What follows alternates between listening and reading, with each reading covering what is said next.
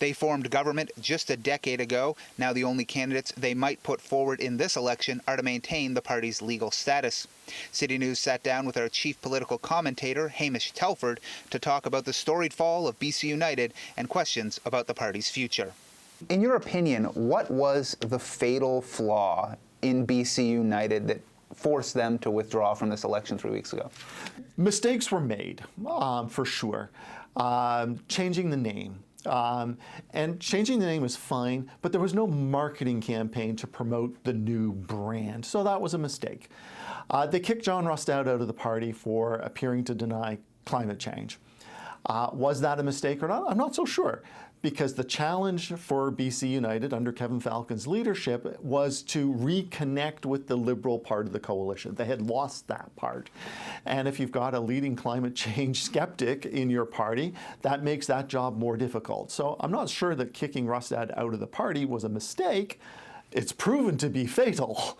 But at the time, it seemed like the right thing to do. So I really focus on the external events. The country has grown to dislike Justin Trudeau intensely, particularly in large parts of British Columbia.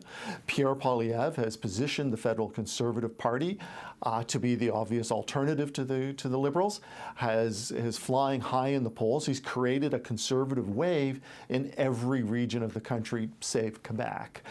And it's certainly very, very strong through much of British Columbia.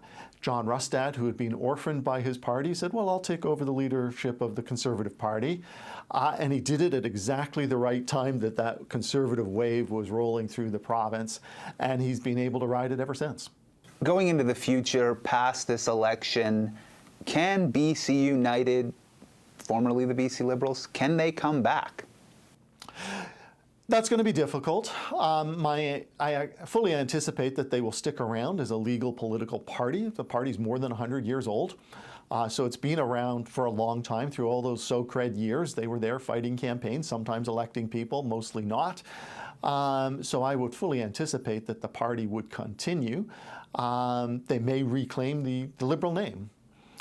Go back to their roots and see if they can establish themselves at least as a small presence in the middle. And we see this in Europe, right? Europe tends to have a left-wing party and a right-wing party, and then a smaller middle party.